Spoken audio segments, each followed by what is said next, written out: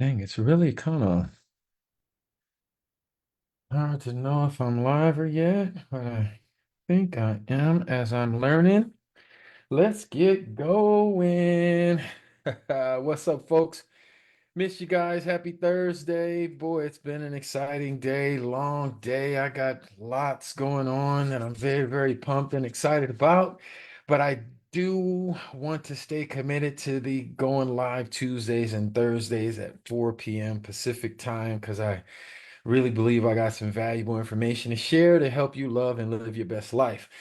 With all that said, today was interesting that I had a great conversation with a beloved friend, and a story came to mind that I shared with him that I would like to share with you. I believe there's some powerful impact that could be had and very useful and valuable to you long term. But anyway, back in the late 90s, 99, 2000s, I fell in love with this subject called NLP, neuro linguistic programming. And somebody introduced it to me somewhere, and it was just mind blowing to me. And I spent a lot of time studying this stuff. Neuro linguistic programming is essentially a study or research developed by Richard Bandler, John Grindler, about just studying human behavior, basically how our nervous system is organized to produce certain results. For those of you guys who know Tony Robbins became the worldwide phenomenon that he is because of his work with NLP in the late 70s, early 80s. He's since evolved that to neural associative conditioning and all of that stuff. But it's a very, very powerful subject. I highly recommend you do some research in it. But back in those days, again, early 2000s, I was very fascinated with this subject and was doing all I could to learn more about it. I jumped online back then. Again, this was early before Google. I mean, internet was just getting evolved. You couldn't really find a lot of stuff, but I was just trying to find somebody locally who knew more about NLP than I did so I can try to learn from. Just so happens it was this found this gentleman. I was in Woodland Hills, California at the time. And just so happened there was a gentleman that was not too far from my office that was a master certified trainer of NLP. So I called him up and said, "Hey, John Diggs, I really want to learn this subject. I've been trying to find information about it. It's been kind of hard. I wanted to know if we can meet so I can ask you some questions about it and so on and so forth." So he just said, "Yeah, come on." So we set up an appointment. I go to his office, again, not too far from my office in Woodland Hills, California. And did not know that this guy was actually the owner of the largest privately owned mental health insurance company in the country. Edison, all of these big corporations would hire his company to come in and deal with drug abuse, alcoholism, a lot of the employees, if fights or any issues at school, in the corporation, they would hire his company. Big guy, big company, very awesome. But I remember going into his office, assistant, a secretary took me to his office, and I swear to you guys, it was like a museum in there. I mean, it was crazy with talismans, crystals, art from all over the world. I mean, it really looked like a mini Getty Center, if you will. It was just very dynamic. He wasn't in there at the time. Then all of a sudden this dude comes in, and 6'4", bald, white dude with rings all over, jewelry on. I think I even pulled a picture up for him. Let me show you this picture of my guy, Dr. Holman. Here he is right here. This guy right here walked into the office, and his presence, his demeanor, his everything was just dynamic. I mean, like, I didn't know that the guy traveled the world and did meditation practices and qigong diets, and I mean, it's just very highly spiritual, intelligent, just one of the rare people that you meet that you can just tell it just vibrates on a totally different energy than most of us. Dynamic guy.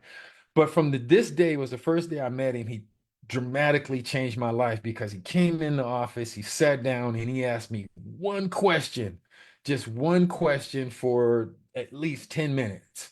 No other question, just one question. And that question was, "Who are you?" And, naturally, my first response was John Diggs. He was like, "No, no, who are you?" And I was like, "Well, John Eldridge Diggs II."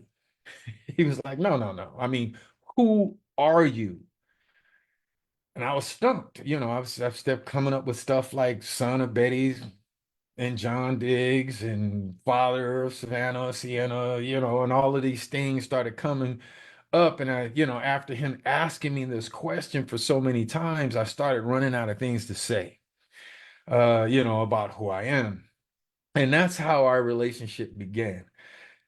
Ever since that time, which is 25 years ago, I think now, he still serves as one of my closest mentors and confidants and role models. He's my spiritual connection when love to have these kind of conversations with him. But from that moment on, he really started to impart with a lot of valuable information. And this first lesson he taught me was a couple things. The one that I was much more than all that I was so-called defining myself to be. Surface level stuff, son, father, John, businessman, all of that surface. I was much more than that.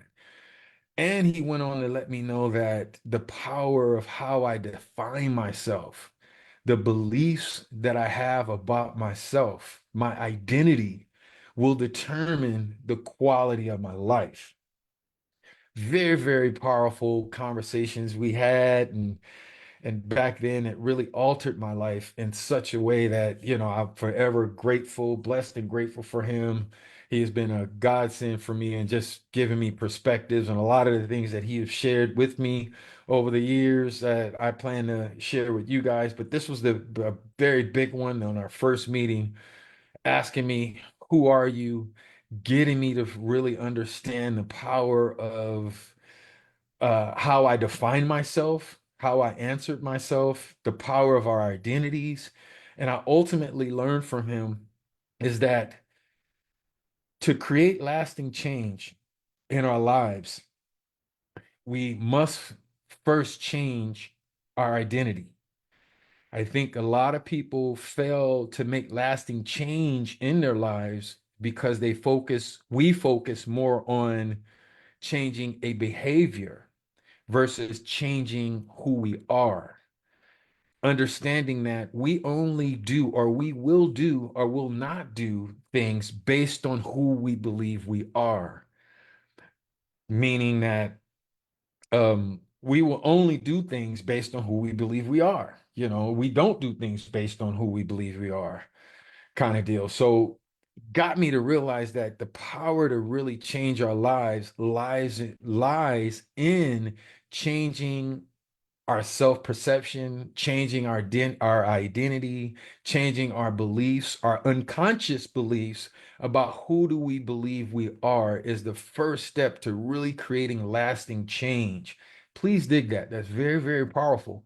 And this is one of the reasons why, or one of the many very powerful reasons why I've been promoting and talking about the power of creating an I am mind map, because this I am mind map process that I'm sharing with people, I'm coaching people, I'm helping people clarify in themselves is so powerful because once you get clear on who you believe you are, how you define yourself, then the rest of your life kind of lines up with that definition of how you define yourself.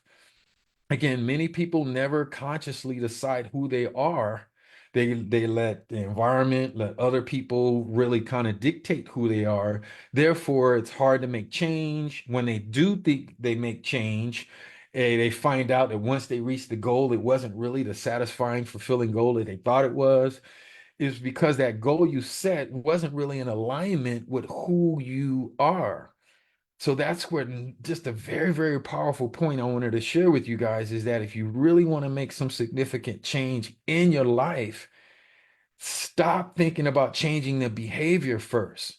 No, you have to get clear on who the person you need to be first to make that change.